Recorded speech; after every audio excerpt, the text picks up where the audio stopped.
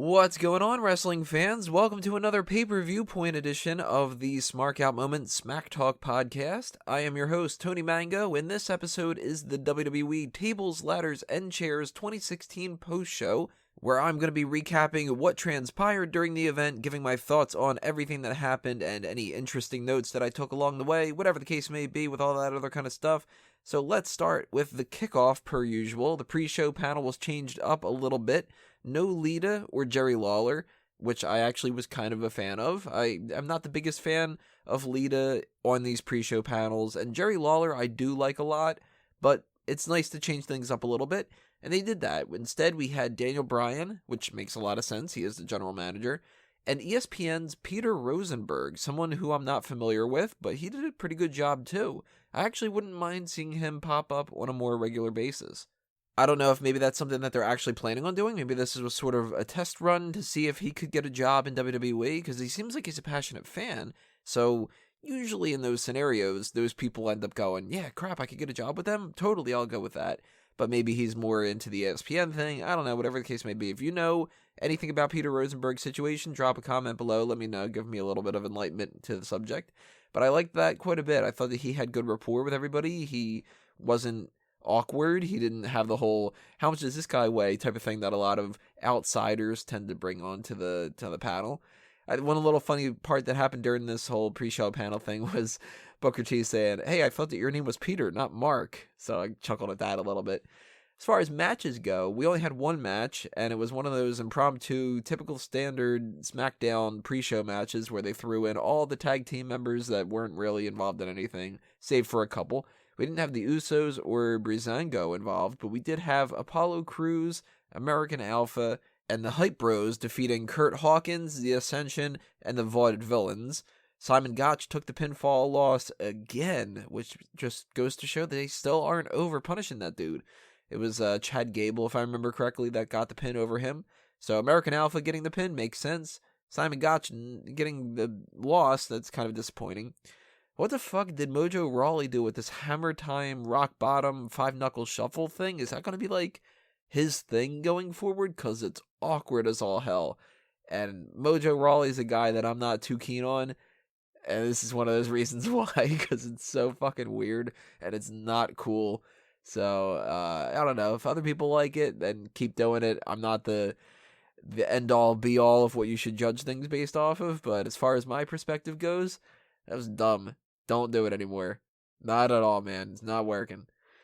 The rest of the kickoff was just all pre-show panel stuff. Nothing interesting that you really need to be aware of. There was the backstage social media lounge with Alexa Bliss.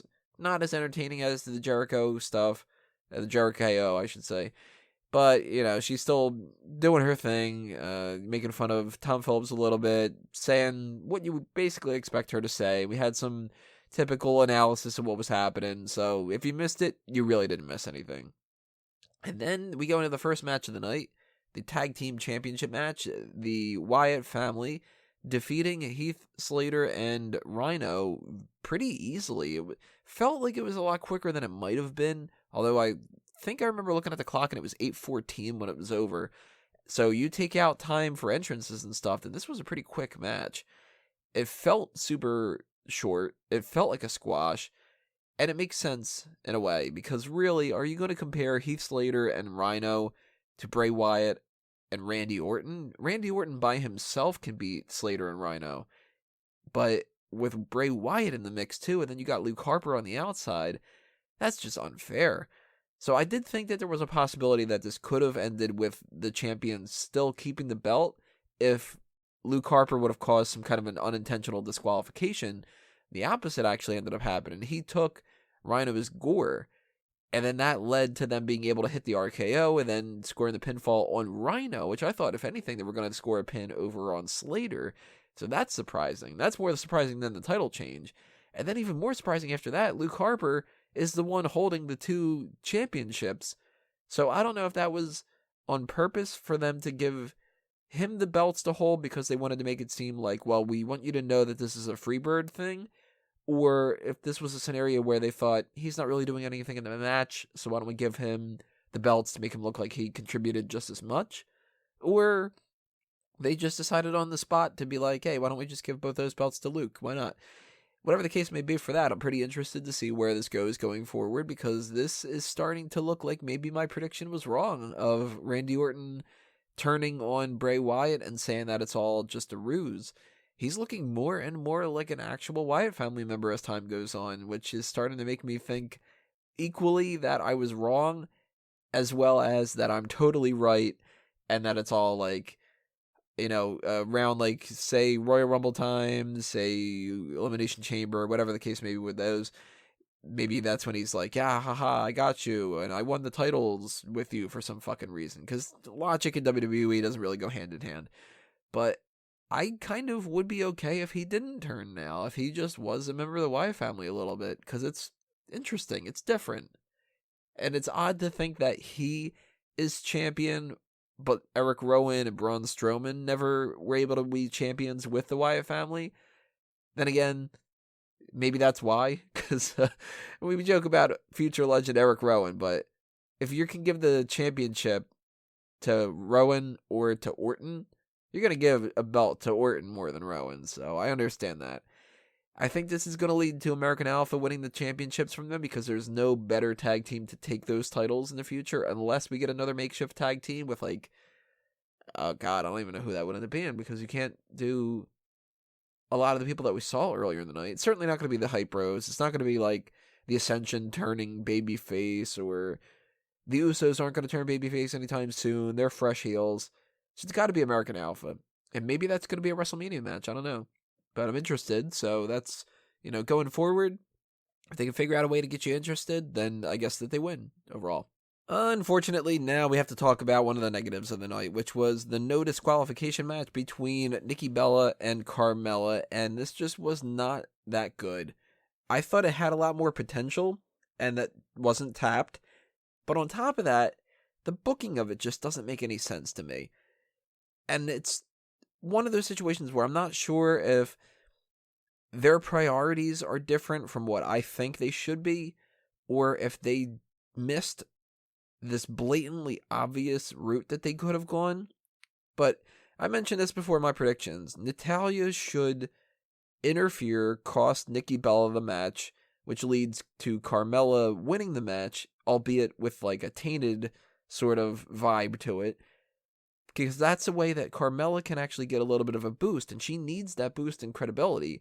And Nikki Bella is not going to lose anything from that scenario. She's losing because of an outside interference factor, and that's it. It's not that she's getting pinned in 2 seconds from a roll-up or something.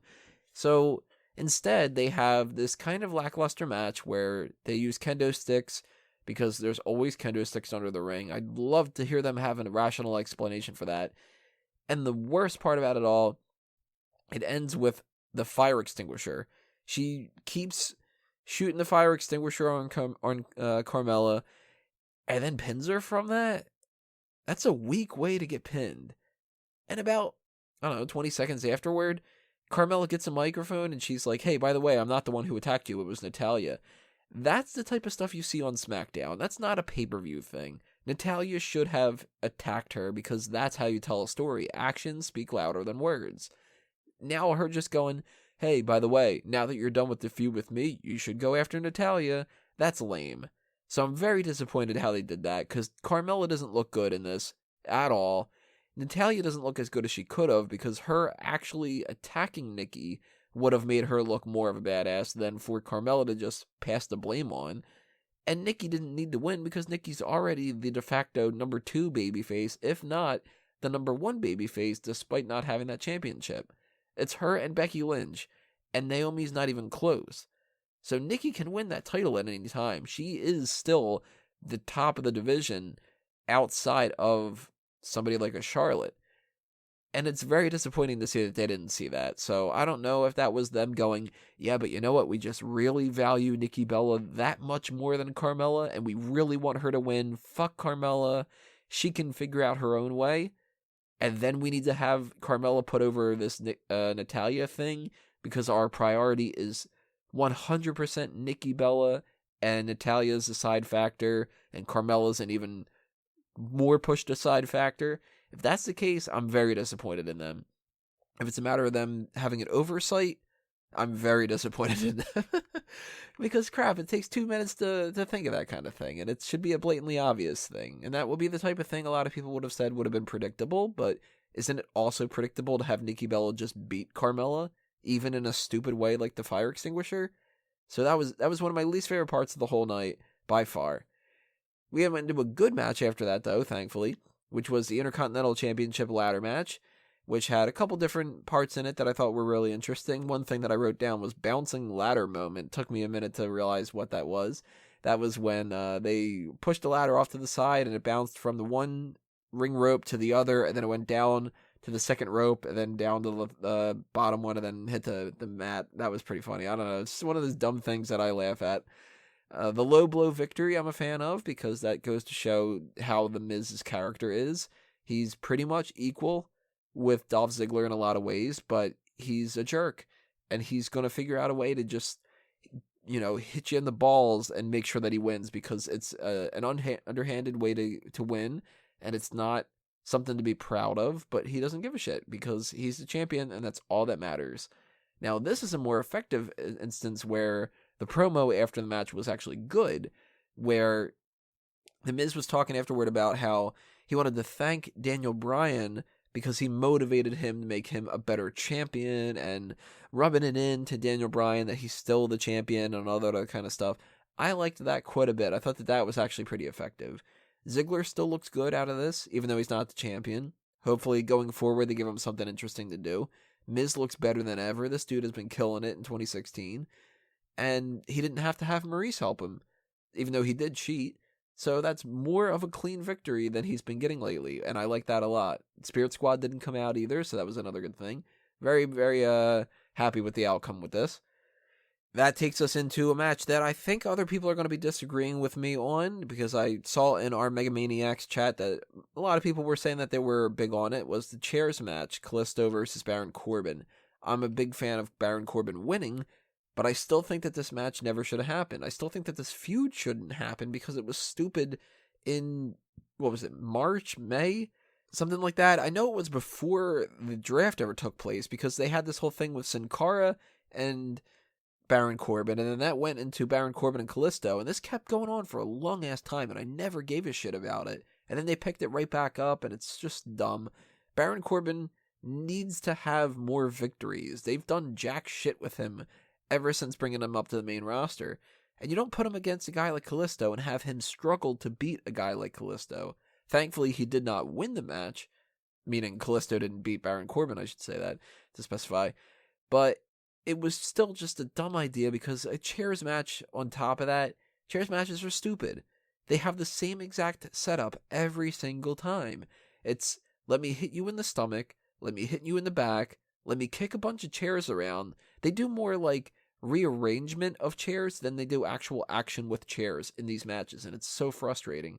They always set up a bunch of them and either body slam or give somebody a vertical suplex or something, and then they always stack a bunch of them and do a finisher. Every single fucking time. It's dumb.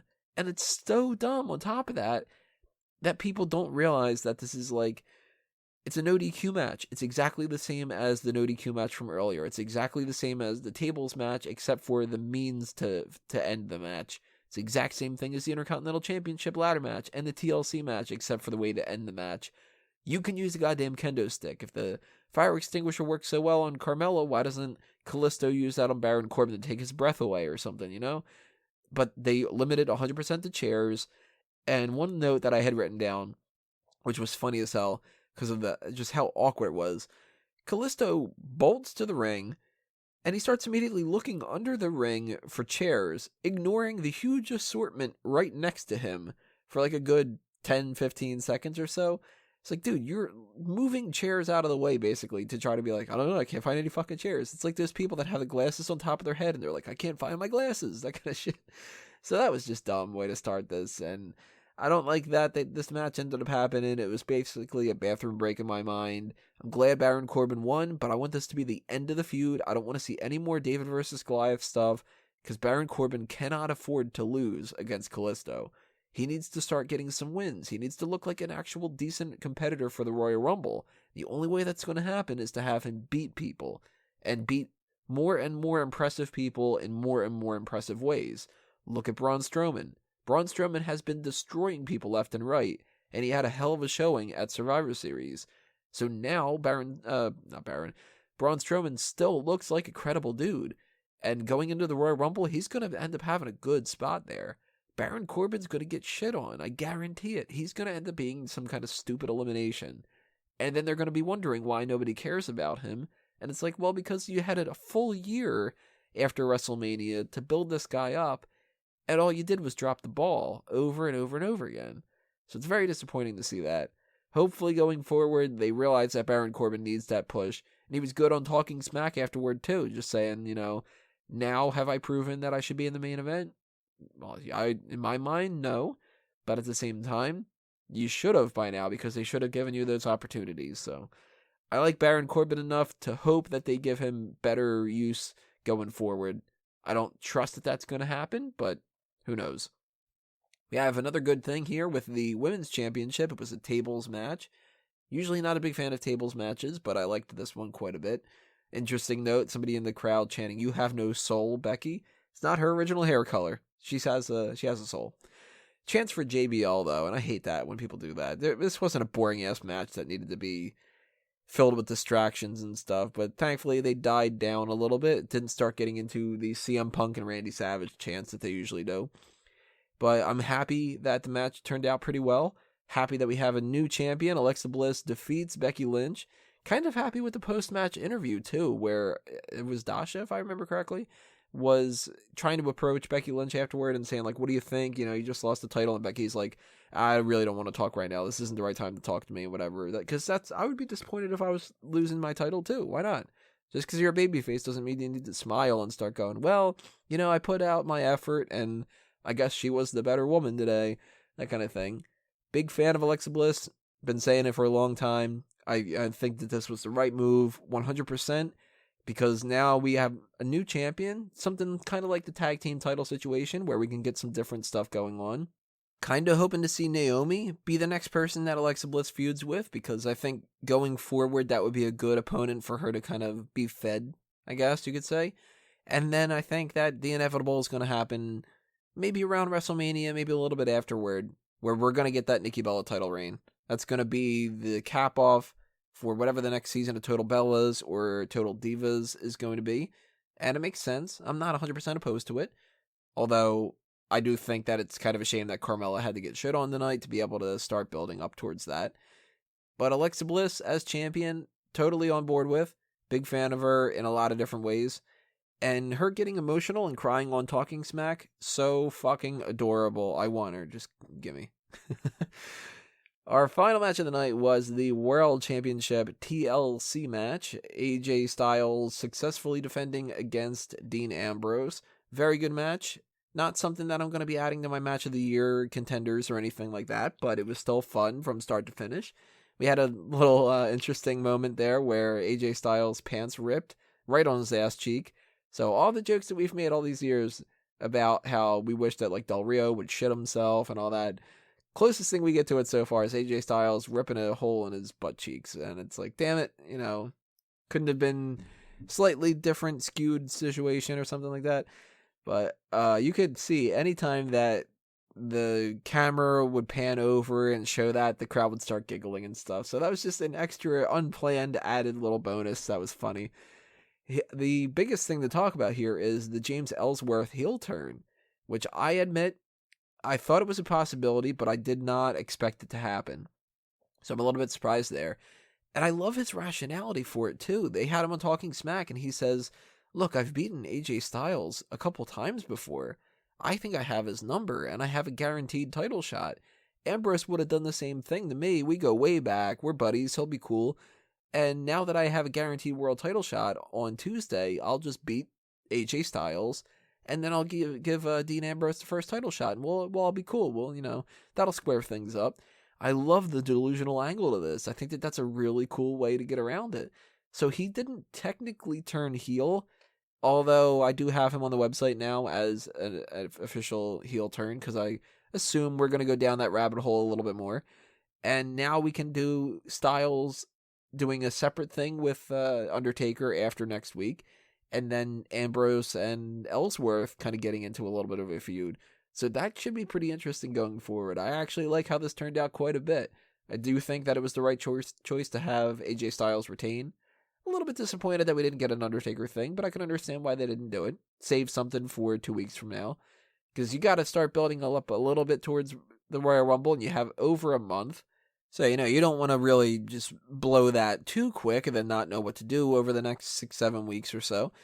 So you do the James Ellsworth match on Tuesday night, and then you move on after that, and you have AJ Styles go up against some random people on the next 2 weeks or so, just to lead into the whole tribute to the troops and Christmas time and all that, and then you start working the Undertaker feud in there. I think that's the way to go. So I actually like that quite a bit. And overall, I think that this was a decent pay-per-view. It felt like a glorified episode of SmackDown in a lot of ways, so I don't like that about it. And I really didn't like how the no DQ match turned out. I really am not too fond of the Baron Corbin versus Kalisto feud, even though that did turn out a little bit better than I expected it to be. But we had the 2 championships that should have changed hands, did.